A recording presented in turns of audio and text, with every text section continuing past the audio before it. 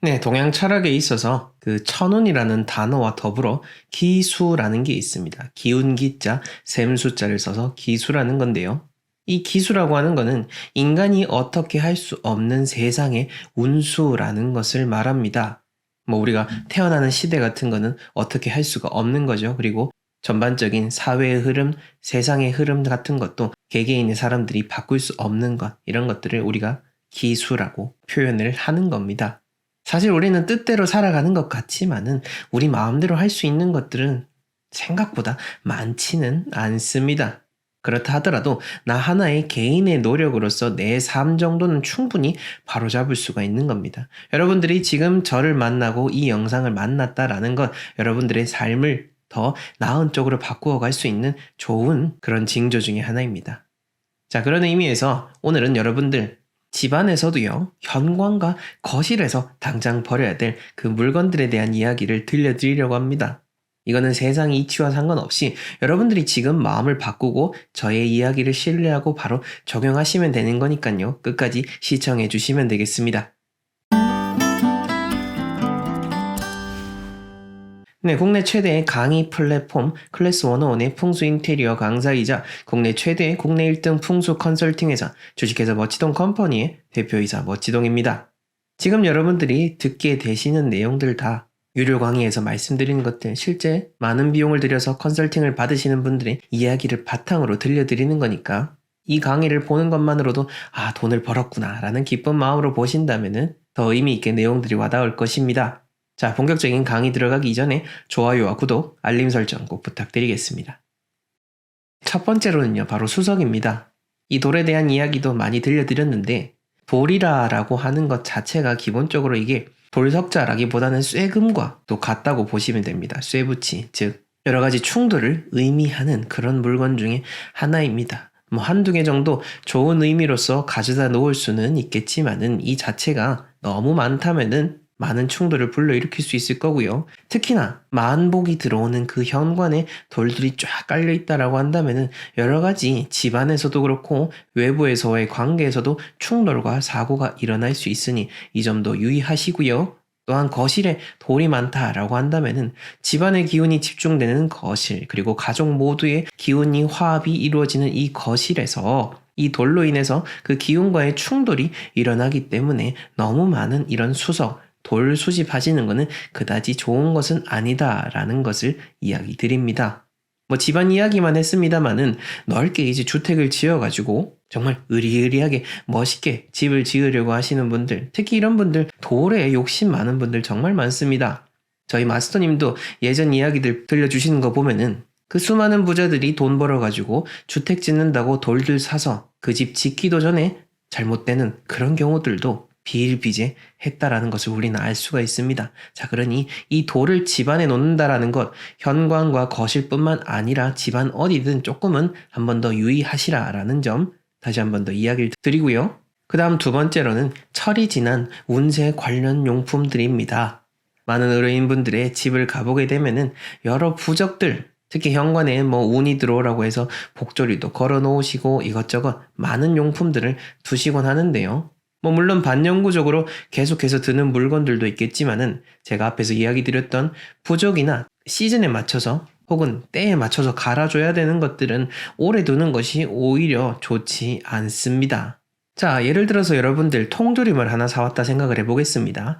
그 통조림 안에 있는 참치 뜯어가지고 잘 먹었고 그 빈통은 어떻게 해야 되는 거죠? 버려야겠죠. 근데 그걸 버리지 않고 계속해서 모셔놓기만 한다면 쌓이는 거는 먼지뿐입니다. 마찬가지입니다. 철이 지난 운세와 관련된 용품은 바람 빠진 풍선과도 같은 겁니다. 오히려 부정적인 기운이 들러붙을 수 있는 좋은 매개체가 될 수 있으니까 무심코 오래도록 붙여놨고 뭐 좋은 의미로 붙여놓은 거니까 오래 둬도 괜찮겠지라는 생각으로 두셨다면은 한번 잘 고민해보시고 치우시는 것을 권해드립니다. 아마 떼버리고 나면은 오히려 속이 더 편안하다라는 것을 느낄 수 있을 겁니다.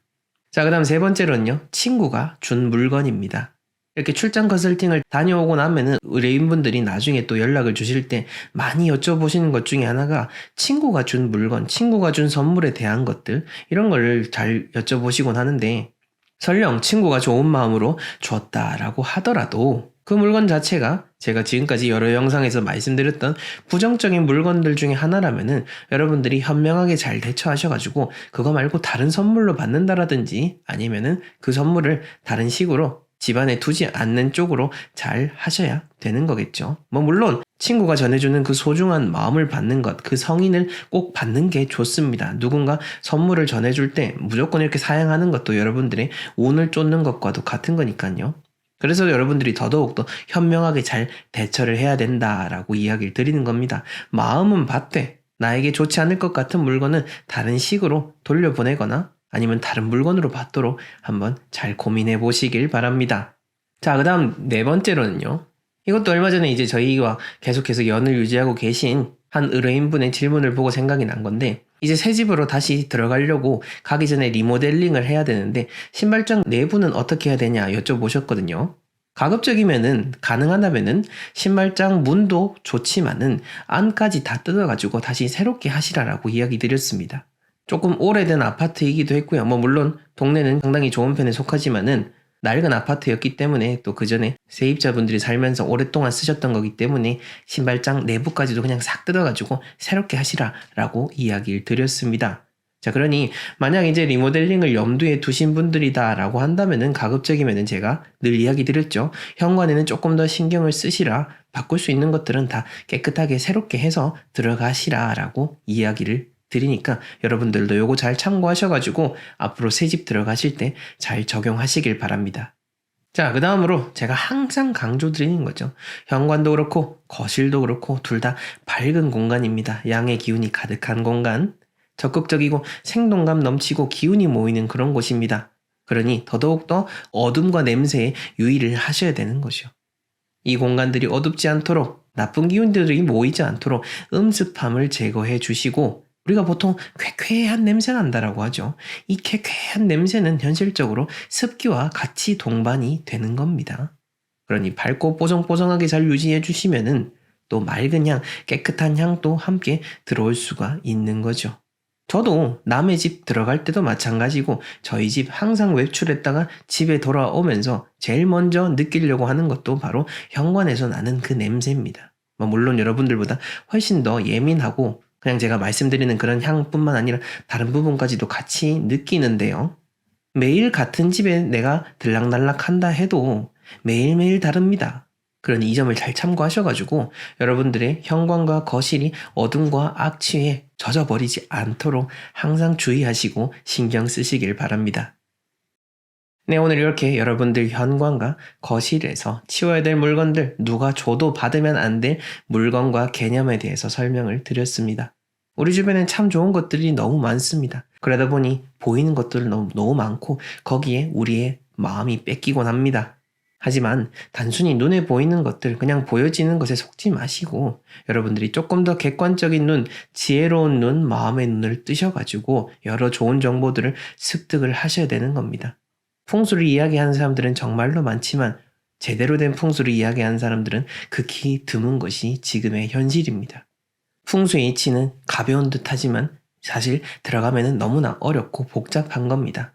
그래서 제가 가볍게 시작은 하지만은 항상 뒤로 갈수록 그 본질적인 부분을 이야기 드리는 게 이 때문인 거죠. 저도 쉽게 이야기를 드리고 여러분들 마음 편한 쪽으로 말씀을 드려서 더 많은 인기를 얻고 싶은 마음도 없지는 않습니다. 하지만 여러분들이 보고 계신 그 어떤 전문가들보다도 저희 마스터님을 제외하고는 제가 풍수 가문의 4대 계승자로서 어릴 때부터 풍수가 몸에 젖어 있었고, 그렇게 봤을 때 거의 40년 가까이 그 운에 대한 부분, 풍수에 대한 부분을 항상 생각을 하고 살아오고 있습니다.